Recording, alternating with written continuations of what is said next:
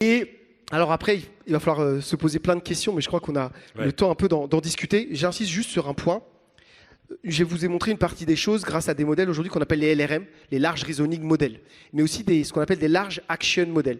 En gros, les Large Reasoning Models, maintenant, sont capables de produire des raisonnements cognitifs, des raisonnements logiques en amont de la production de réponses.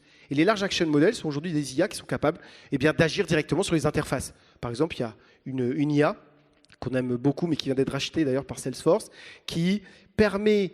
par exemple, je viens lui dire, organise-moi mes deux prochaines semaines de vacances, début juillet au Portugal, pour un couple et un enfant. Cette IA, alors je ne vous parle pas de science-fiction, c'est des choses qui sont possibles, va directement aller sur Internet, va aller sur Booking, va remplir les formulaires. Si je lui ai donné ma carte de crédit, elle peut payer à ma place. Je ne lui ai pas donné ma carte de crédit, d'accord, mais elle peut le faire.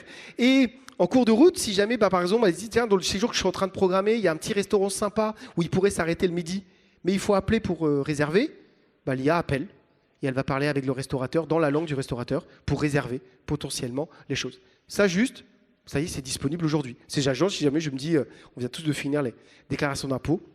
Pareil, d'ici dans les 36 mois, on aura ce moment où on dira, tiens, va remplir ma fiche d'impôt, tu as toutes mes données, occupe-toi de remplir ma fiche d'impôt, et l'IA ira à cette place. Et dans ce cadre-là, on arrive du coup dans un moment où, et vous voyez ici les benchmarks, l'IA nous a dépassé sur l'intégralité des benchmarks cognitifs humains. Là, ici, c'est tous les benchmarks qu'on a suivis depuis des années. Et ici, sur la droite, vous avez O1, qui, ça y est, était le premier modèle d'IA qui venait de dépasser le niveau doctorant dans n'importe quel domaine de connaissances humaines. Maintenant, on est O3, on est beaucoup plus large. Désormais, O3 a d'ailleurs 130 à peu près de QI. Albert Einstein, c'était 160. On aura dépassé a priori d'ici la fin de l'année.